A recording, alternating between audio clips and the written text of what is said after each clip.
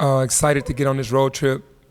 Once I look back on the scheduling, man, I was really excited about this stretch because it's the toughest stretch of the year. Maybe my toughest in my coaching here at Memphis at San Francisco, who was a really good team, and in the first round of Maui against UConn. So we got to get locked in and be ready to go to work on the road. What's your message to Tiger fans that go, San Francisco, what do we know about them? They're a good team. Tell Tiger fans, Yeah, no, I mean, you wouldn't know much about them being, out in the on the West Coast, but when you know the guys that they've added plus what they returned, well coached, well-oiled machine on offense, defensively really sound, doing some phenomenal things, and this in their city. Any road game is tough, and even though we're not playing on their campus, we're playing at the Chase Center where the Golden State Warriors play. They're a well-rounded team, great guards, great bigs, and honestly can beat anybody in their home game for sure. You think San Fran's going to give you a turnout, Jason? I think with them having the women's game first to try to hold that crowd over and then bring some of their fans, I'm sure they'll get enough. I don't know if they'll fill the place up, but they'll get enough to be loud enough to cheer against us for sure.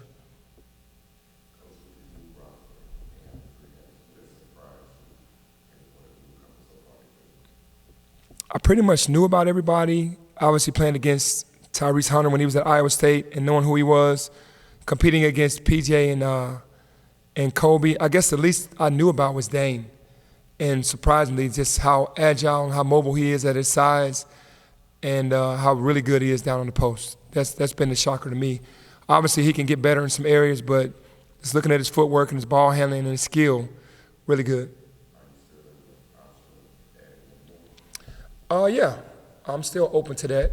I mean, with Tyreek leaving, it definitely puts us in position. If something happens there, there's nothing on the table, but if something happens there, we'll definitely be looking for it. What's your reaction to Tyreek finding a new home recently?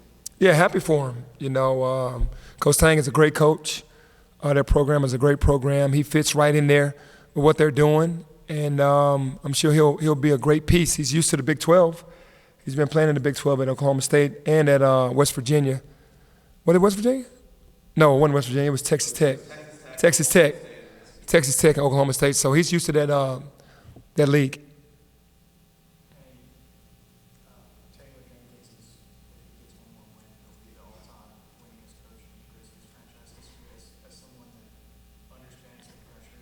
Yep.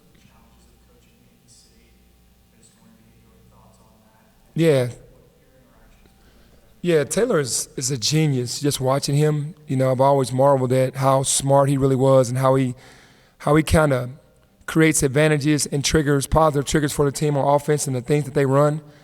You don't see that all around the league. And defensively, the way they lock in on stopping the top guys, they're competitive. Staying healthy, they'll be one of the competitive teams. And for him to have as many injuries that he's had and different bodies and to still be able to be successful, obviously last year was a debacle because of the injuries, like not having enough bodies and having to play a lot of G League guys, but not shocked at all that he's doing what he's done because he's a really smart guy. And my interaction with him is whenever I see him, we talk, try to get some knowledge, kind of want to pull on him more because of his genius when it comes to offense because I'm always a student of the game. Obviously, the next week or so is going to be tough enough, considering the teams that you have in front of you, San Francisco, UConn, a couple others in Maui. But, on top of that, you're going to be on the road for, 9-10 days? Yep. Longer than that. What are the challenges associated there? Yeah, the challenges are just being away from home, playing on the road that long, and you're not seeing any familiarity. You're not at home. You're never going to sleep in your own bed. You're never going to have your home crowd. You're always going to be outnumbered on the road. And we're going to see what we're made of, myself, my staff, and the team. And to me, this is the type of stuff that you live for when you're a competitor. When you go on the road that long, being away from home and playing great games every game. And, let's see if we're up for the challenge. Did you promise us last year you weren't going to do this again? 15 days on the road at one time. What happened here? Man, I don't know what I was doing, but it's a part of the recruiting tool as well. For guys to see that schedule, their eyes light up. They get big because they go, man, this is a great non-conference schedule.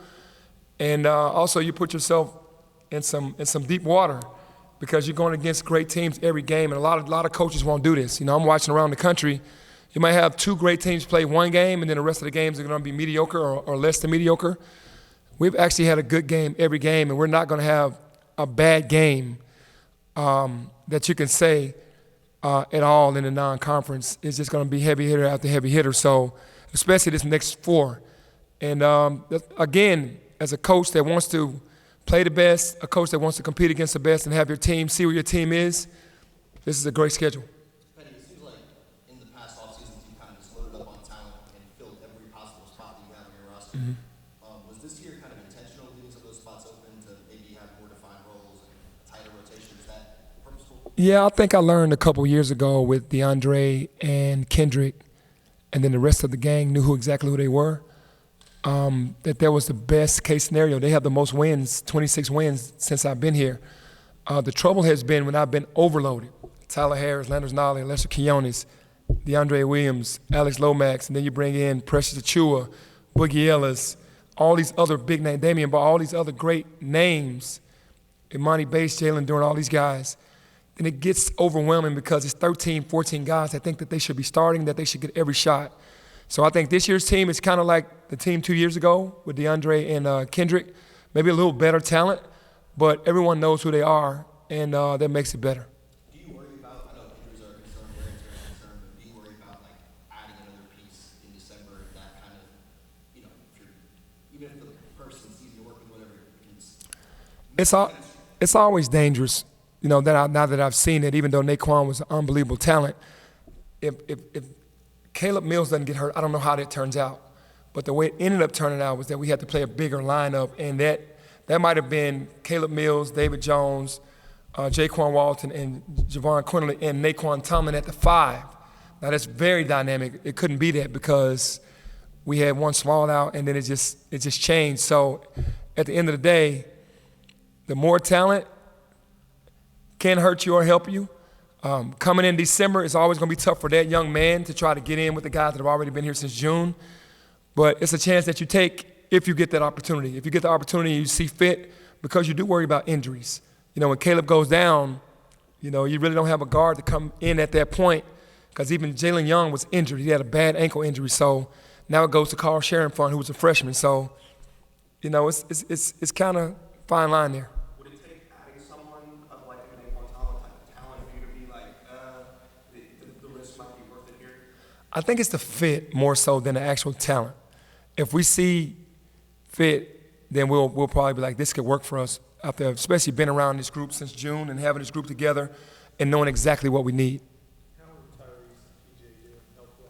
And is anybody else? Tyrese is struggling a little bit, still hadn't practiced, still nursing that knee.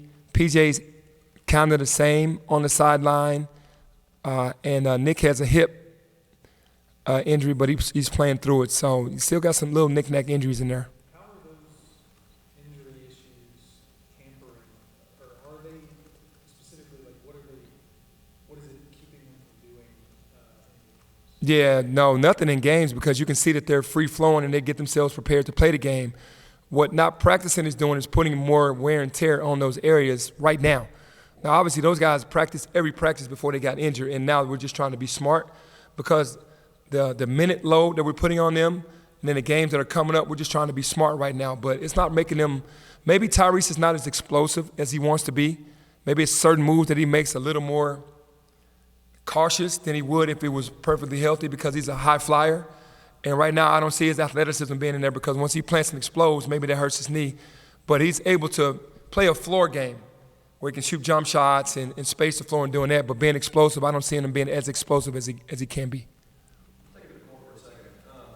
Obviously, with your front court, Nick and Musa, their credentials around the defensive side of the floor, we know Musa, what he does. Former defensive player of the year in Big 12. I think the question mark for everybody was what was Dane going to be like when he came in playing defense? And from what I've seen in the last 3 or 4 games, it feels like he is as ball in as Musa and Nick in that front court on the defensive end of the floor, moving his feet, trying to rub it all on you. He seems engaged. Has that opened up the floor for you a little bit more in terms of what you want to do defensively? Yeah, for sure, because I didn't want to have to put Musa in for defensive purposes only and take Dane out. So playing against Musa every day has made Dane more defensive minded, and that's where iron sharpens iron. When I told Musa and Dane that they both were being recruited and that they both were going to sign, there was a little apprehension in there before because it was like, man, this is another five-star center that is going to get some minutes, and how is this going to work? Because most bigs think they can play 40 minutes a night, which they can't.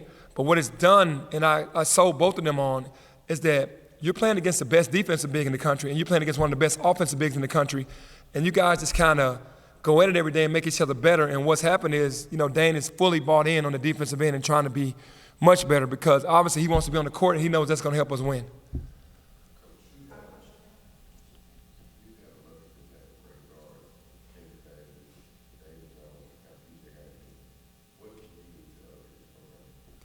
I think he could just be a leader in all aspects of the game, even off the court, and how we handle things and fight for the culture at all times.